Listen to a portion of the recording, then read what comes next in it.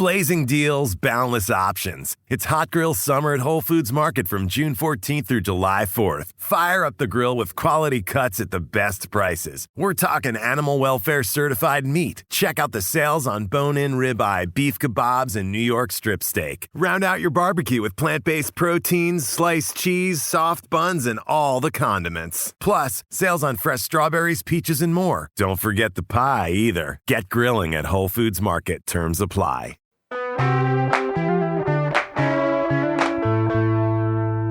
Today on CityCast Boise, lots of cities have a food that defines them. Chicago has deep dish, Cincinnati has that weird spaghetti chili.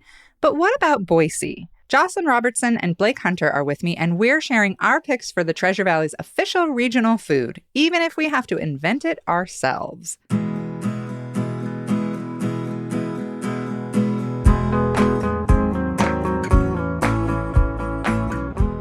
It's Tuesday, June 27th. I'm Emma Arnold, and this is what Boise's talking about.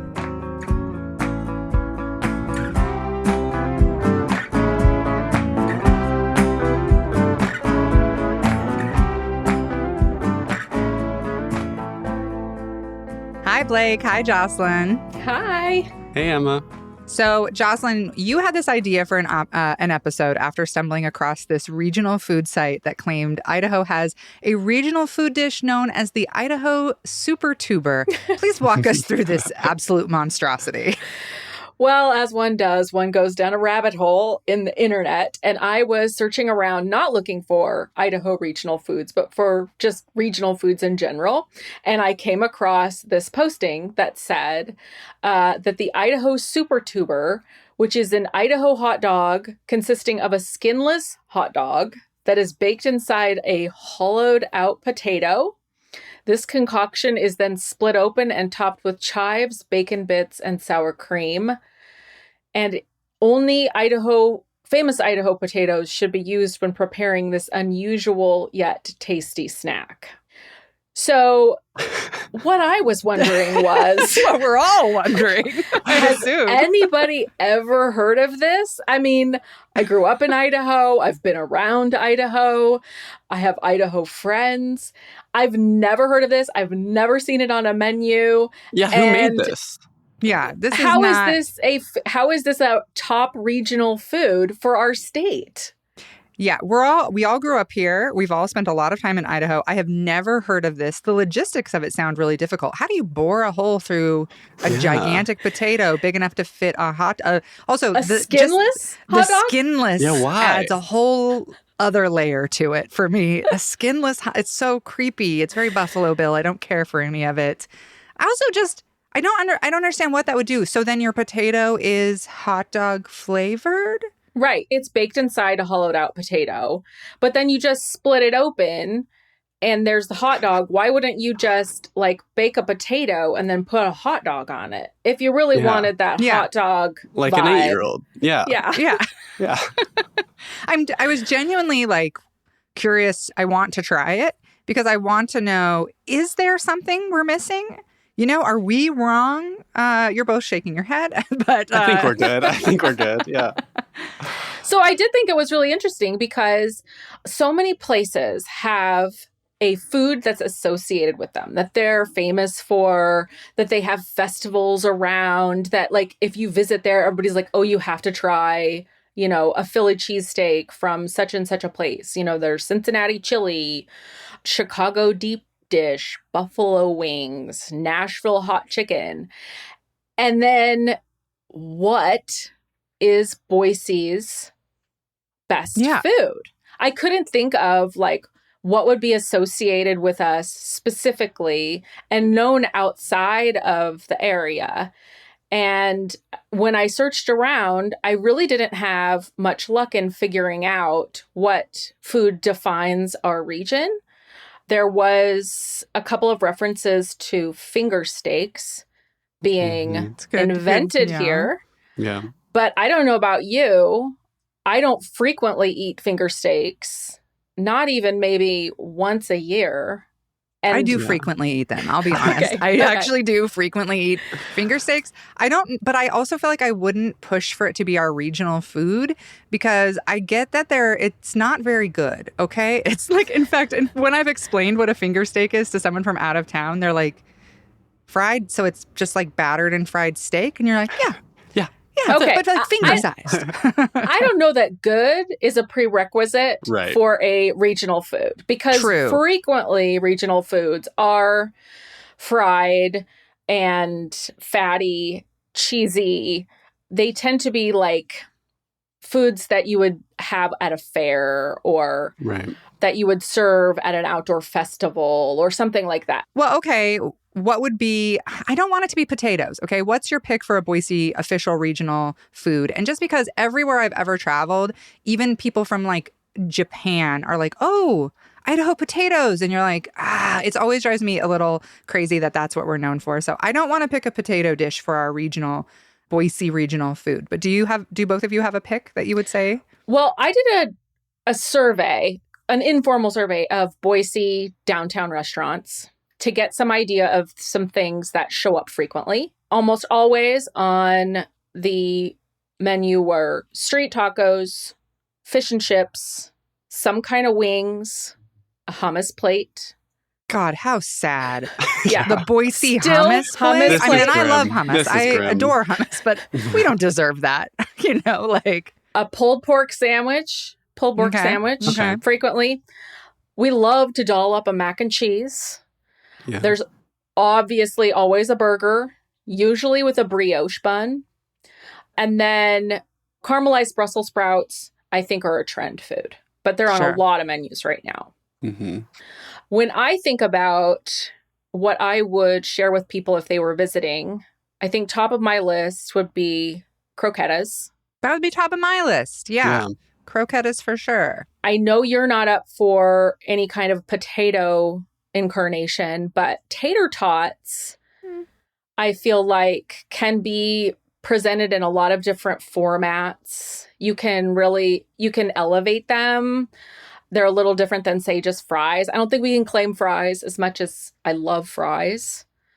Anything with huckleberry, maybe, although is that more Boise or is that more like Idaho? Mm-hmm. McCall could maybe claim Yeah. that, The only other thing that is, I think, associated with Idaho regional foods, and this is specifically because it was invented to be such a thing, was the ice cream potato, which was invented by Chef Lou Yeah. at Westside Drive-In. Right. That's probably it, right? Probably I mean, the realistically, ice cream probably, potato yeah. or finger steaks. Blake, do you have a different one? I kind of like the tater tot take just because those were invented in Ontario, right? I think so. I think they were invented by the Ore-Ida Simplot conglomerate. Yeah. So I like that take. So as usual, just riding along on Ontario's Yeah. coattails Yeah. of like, thank you so much Thanks for the weed and the for the potato weed and the tots. tater tots. Yeah, they go so well together. But yeah, I think that it's maybe one that I wish we could claim is kind of like some sort of trout dish or something based around fish, but I just don't think we have it.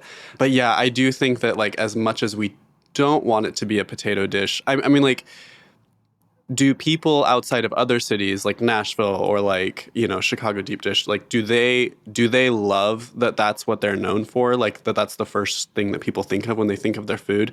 Maybe not. And so I feel like maybe this is actually one of those things where we don't get to decide that it's a potato because it just is a potato.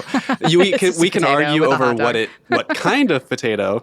I think using the criteria you're both sort of saying here, I think I will go back to finger steaks because like I imagine Cincinnati is like kind of embarrassed of being known for Cincinnati chili, which if you haven't had is spaghetti noodles with chili on top And cheddar cheese. and cheddar cheese. Is it really? Yeah, and most Yeah, people I'll take I know a potato with that, with that You know what? knowledge. We'll I'll say take potato. a Potato is way better than that. But yeah, finger steak. Okay. Most of the people I know in Cincinnati are like, I do not like Cincinnati chili. I don't eat it. So I feel like the finger steak is probably a pretty good, and every kind of, like lots of restaurants have their own take on it. Fancy Freeze has one. West Side has a very good finger steak. You can obviously get the originals at the Torch, so okay. We got some good official choices there. Blazing deals, boundless options. It's Hot Grill Summer at Whole Foods Market from June 14th through July 4th. Fire up the grill with quality cuts at the best prices. We're talking animal welfare certified meat. Check out the sales on bone-in ribeye, beef kebabs, and New York strip steak. Round out your barbecue with plant-based proteins, sliced cheese, soft buns, and all the condiments. Plus, sales on fresh strawberries, peaches, and more. Don't forget the pie either. Get grilling at Whole Foods Market. Terms apply. This episode is brought to you by FX's The Bear. The hit series returns with Jeremy Allen White in the Golden Globe-winning role of Carmy. He and the team will transform their family sandwich shop into a next-level spot, all while being forced to come together in new ways as they confront their past and reckon with who they want to be in the future. FX's The Bear. All episodes now streaming, only on Hulu.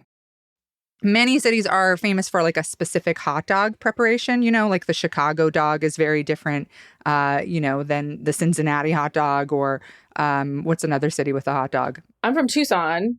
Yes. And we have what they call a Sonoran dog, which is a hot dog wrapped in bacon, then grilled. Then you put crema and salsa fresca and pickled jalapenos and sometimes beans and cheese. And they actually do have like rivalries between restaurants and street vendors producing different Sonoran dogs. So I want that for us. I want rivalries. know. I want people to be fighting over who has the best Boise dog. So if Right. you were designing this Boise dog, what would you put on it? So for me, I think that I would bring in it would have some element of a chorizo, either the Mexican or the Basque chorizo. We are a top producer of onions in this state and onion seed. So I feel like maybe grilled onions.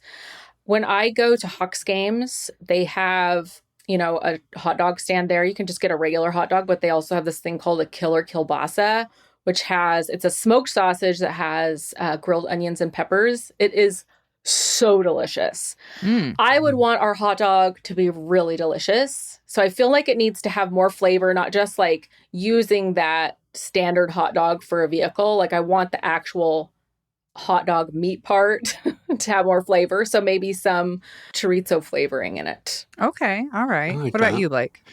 Yeah, I think I would go along with kind of the take of like the grilled onion vibe. We have kind of an advantage over other cities in that we have just like such a strong agricultural like economy here. And so we can rely on a few more like fresh things.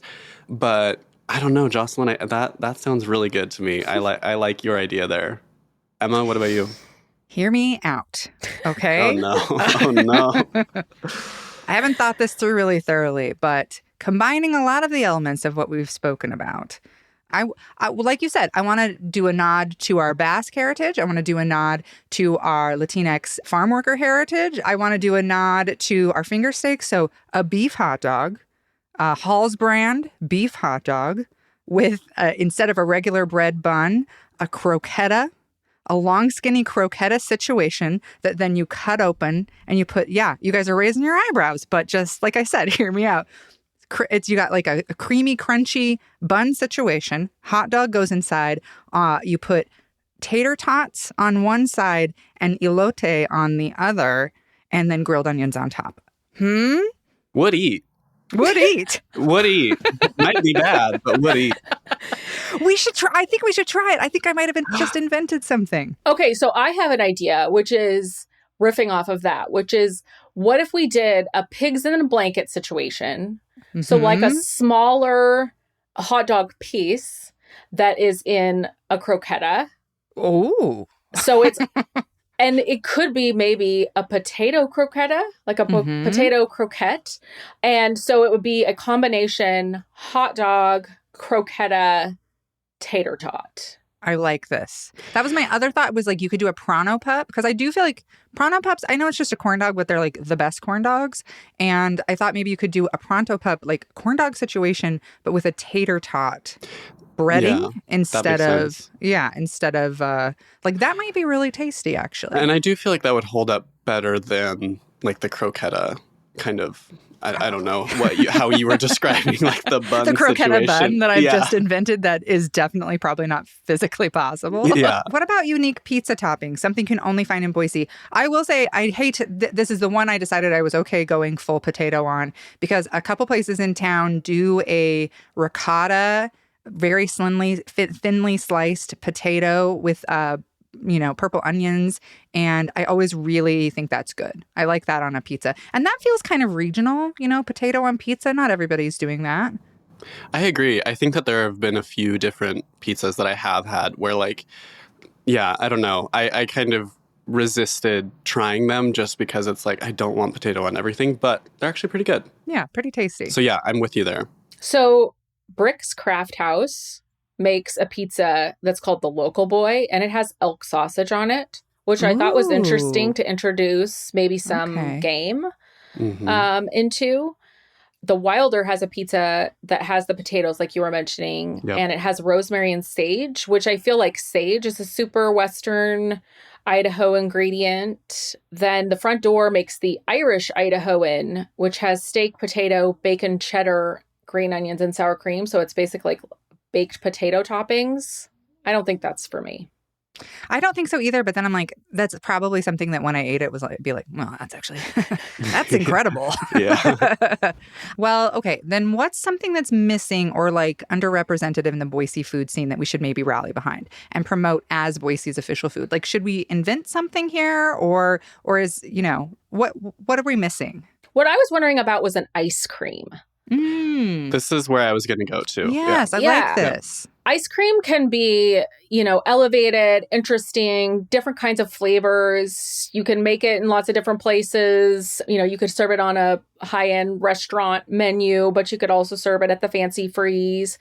So is there something that we could think of that would be particularly Idaho in the ice cream arena? I mean, huckleberry, again, like everybody's going to say that, but I don't feel like that's super Boise. That's more Idaho. Man, I don't know. Something really... Okay, only because we ate that gross Idaho French fry That's ice all cream. I can think about right now, too. Yeah. I mean, is it fry sauce ice cream? Is somebody going to try and make a delicious fry sauce ice cream? Anyway, fry sauce is supposedly Utah. Right.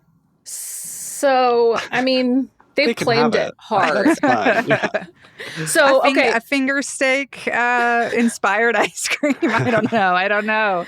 So the Still makes an ice cream called Idaho Wilderness, which is berries and lavender, which I thought lavender was interesting. Lavender's nice, yeah. They make, Delsa's makes huckleberry, a honeysuckle ice cream. Fancy Freeze does have a huckleberry shake. They also have something that might be interesting to play around with, which is they have blended sodas. So you guys know, like the old-fashioned soda jerk, soda fountain sodas. They make a North End, which is Coke, cranberry, and raspberry. They make a Table Rock, which is Coke, cranberry, and lime. Personally, I love a Scotch and soda, which is Sprite, vanilla, and lemon. But it's super confusing if you don't know what a Scotch and soda is because everybody thinks it's some kind of an alcohol drink. So maybe we Scotch could... and soda is so good. Yeah. Maybe we could rebrand Scotch and soda, which is very regional to like the Northwest. Maybe we could claim it and make like a super refreshing vanilla lemon Sprite beverage. Yeah. I'm into that. I like being in the sweets area in general, which I am always advocating for just like more sweets and more bakeries, just because I feel like it's just like we have such a prominent like proximity to that with like our like huge sugar beet production here that I feel like there's like a lot of areas that we could go with sweet. And then also I think that maybe there's something like wine related, like a red, like a good like red wine based like ice cream kind of thing does feel very, very Boise to me too. I have 2 submissions for this. And again, I don't know if these are actually possible to make, but the scone at the fair, and you know what I'm talking about. Everybody else thinks a scone is this like hard triangle bread thing. But, if you go to the fair, you get this giant flat bread fried with honey. I'm also wondering, known as an elephant ear. Yeah, but I don't care for that. I don't care for that because it feels like a scone to me. So Okay. people call it elephant ears, but if you get an elephant ear, it has cherry or strawberry topping. It has whipped cream. And like, I feel like the Idaho Fair scone it's honey, maybe a dusting of powdered sugar and butter. Okay. I'm wondering if you could, sticking with the sweets, you know, like you said, lavender, could you get an essence of syringa? Our state flower. It's a lilac. It smells very, very nice. I wonder if you could use it for baking. You could use it for ice cream. That seems like something we could do regionally. Or I think you could make a morel ice cream. That's very, very good. Because, you know, morel mushrooms actually mix fairly well into ice creams. Like I've had you can make I've had vegan tofu and mushroom ice cream that you can't really tell that there's mushroom in it. It's just to kind of thicken it. So yeah. Jocelyn's making a face like maybe this, again, is about to be shot down and not a great idea. So maybe that's not possible. I just think the selling of it is going to be tricky. Mushroom ice cream. Yeah. There's a level of that reads kind of like the French fry ice cream, which is you'll try it once because it's a novelty, but then you don't ever want to have it again. And so it's not like something you're looking forward to every time you go to the fair. Yeah. Okay. Yeah. That's fair. You just wait till I open my booth. You just wait till I open my mushroom ice cream booth. He's already applied for the permits. Yeah. I'm going to just submit one other idea, which is the idea of a poutine. Now, poutine is very obviously Canadian, but it has things in it that I feel like we could segue into Idaho. First of all, we do border Canada, so there'll probably be some trickle down effect. You use potatoes, obviously. Maybe it could be a tater tot poutine, and then you can top it with crumbled chorizo. You could use cheese curds from Ballard Farms. You could use all sorts of things. So it's kind of like a nachos. It's a bar snack. It's shareable. You can riff on it, so you don't have to always do the same thing. Basically, what it's going to be is some form of potato with some kind of a sauce with cheese, and then probably a meat. I like the idea of a Boise poutine. That's you could do it with instead of fries, you could do it with croquetas. Always going to come back to that for me. So I love that. I think it's a poutine. I mean, if we've decided, all we have to figure out is how we're going to get it out there and get everybody doing it. Yeah. Boise, you heard the news. We're doing a poutine. Everybody, please hop on that. We need an investor. Thank you. Yeah. Let me open this booth at the fair. All right. Well, thank you both so much. And I can't wait to try both of your regional poutine. Thanks, Emma. Thank you.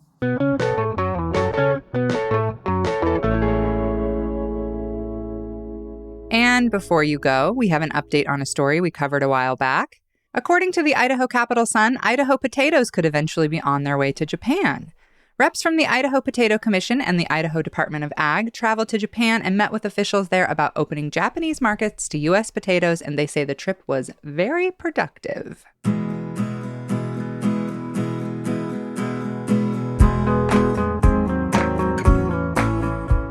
That's all for today here on CityCast Boise. If you enjoyed the show, why not start your day with our Hey Boise newsletter? We'll be back tomorrow with more local stories from around the city. Bye!